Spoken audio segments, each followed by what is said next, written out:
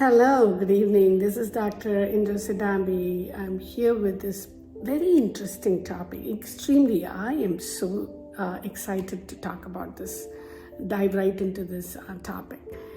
One of the viewers really raised a question about phone addiction, internet addiction, smartphone addiction. Is it an addiction? Is it overkill? Are we having any mental health issues with this? It's an excellent topic, and so let's dive right into it. So it's such a deeper topic. It's a serious smartphone and internet addiction. Actually, I would say, it's an interesting thing. One thing really jumped out of me is that we are not just checking the phone. It's a behavioral disorders, on par with gambling addiction and stuff. It's both of them, are behavioral addiction. To have this, when you try to cut back your withdrawal symptoms, you have this, it impacts your day-to-day life using these phones and Internet use disorder, nomophobia. What do those mean? These are clinically recognized conditions. We are not talking about liking to be on the internet. It's a compulsive behavior. You're glued to social media. You're ignoring other stuff, and you're really offline. You're quite anxious, totally anxious. It's that level of disruption. And there are ways to measure this. It's not I might be addicted. No, there are quantifiable. There are tools for that. The internet addiction test. It helps you find out how severe you're addicted to internet. How often do they lose track of time? Do they have any anxiety trying to cut down? So it's really scary. Let's really get into why are our brains so vulnerable to this kind of addiction. We always talk about the dopamine and social validation, right? The smartphones with the notification, the pings, the constant buzzing, the real trigger for dopamine release in the brain, the little rush that you get, even if you don't know who was pinging you, that feels good. Give me more, the ping, always wanting that, you're always checking. So our devices are hijacking us. And then you add the social aspects to that, likes and the comments, who doesn't like those things? It's totally human to feel validated. The social media platform, they know exactly what they want, how to hit the dopamine, in your brain. So the dopamine in the brain reinforces this behavior. It's a hard cycle to break. You keep going back and forth into this, especially into younger generation. All they have known is the social media from the day that they started understanding life. So it's a huge smartphone, the little window into everybody's curated lives. It's an easier to think that others are all having fun. It's really not real. It's the highlight reel.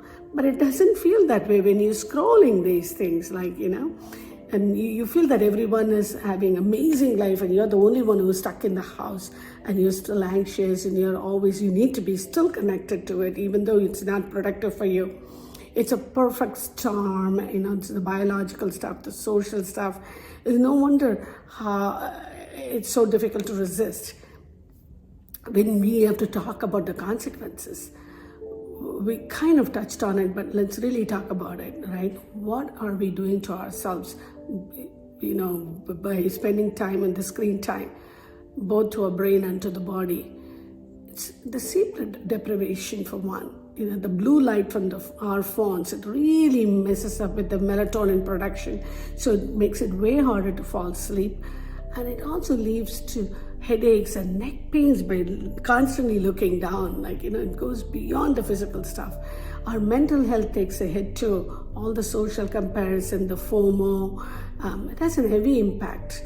study shows pretty strong link between the excessive internet, smartphone use, like with anxiety and depression, even ADHD symptoms of ADHD, the notification, the overload from these, internet.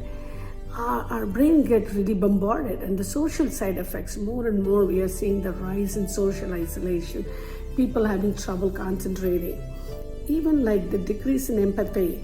We are spending less time actually with people face to face, more time glued to our screen time. We are not only hurting ourselves, we are also hurting our interpersonal relationship here. We spoke a lot about these kind of problems. Do we have any solutions? Yes, this is me. I need to change. When you feel that way, it's not a hopeless feeling. There are effective strategies. There are therapy, cognitive behavioral therapy, CBT. Yes, really CBT. It really identifies the thought process, the negative cognitive distortions, and it also gives you the tools to change them. It's not like just telling them, put the phone down. It never works. It's basically understanding why are you reaching up to the phone to start with, and instead, replace it with the good behaviors. And there are also smartphone anonymous. So there are like support groups, there are support strategies. There are helps out there besides therapy and support groups. There are on a daily life, what else can you do? Boundaries. Basically, the big one I would say is the setting limit boundaries. It sounds simple, but it makes a huge impact. Designate some phone-free zones, maybe a bedroom, your dinner table. You don't have to know every single time that somebody tries to ping you or to reach you. Don't keep scrolling endlessly. Just intentionally, you can really put this away for a little bit. Don't address the power of unplugging completely, even if it's for a little while.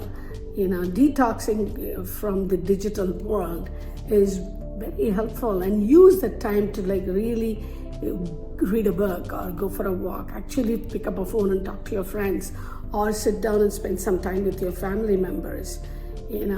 So there are also other than this, there are tech addiction, there are apps. They can be real phone limiting apps. It really limits how much time you're going to be on phone, the screen time.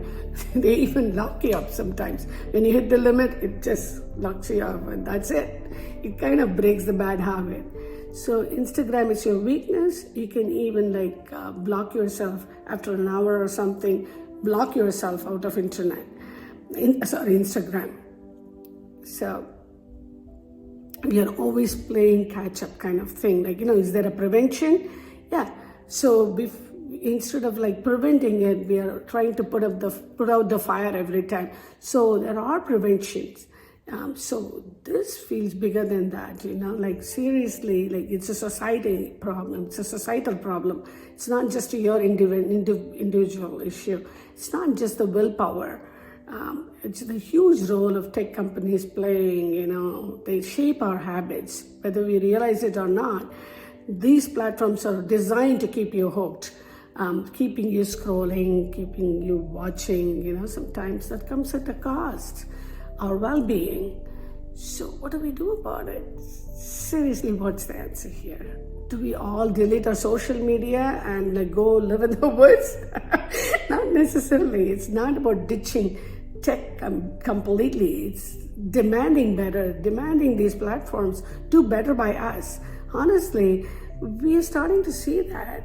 Some of the screen time trackers, those are step in the right direction. We can even demand more than that. Social media encourage you to be mindful.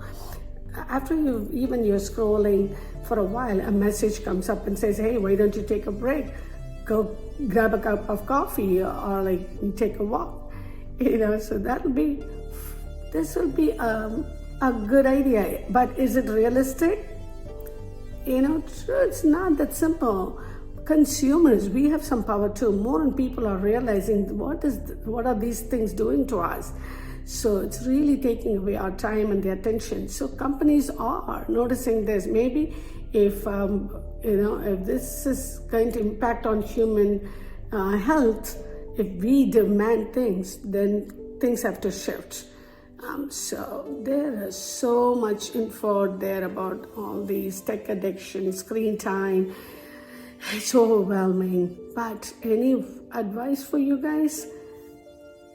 You guys don't even know where to start. So stick to the reputable sources, university, government health organizations. They're good bet. They give you the fact, the science without trying to sell you something. Don't underestimate personal stories. Some good books, like, there are books out there who have been through internet addiction, screen addiction. Those books, if you read it, it's very helpful. And I think we have spoken quite a bit about this, and we covered so much about this topic.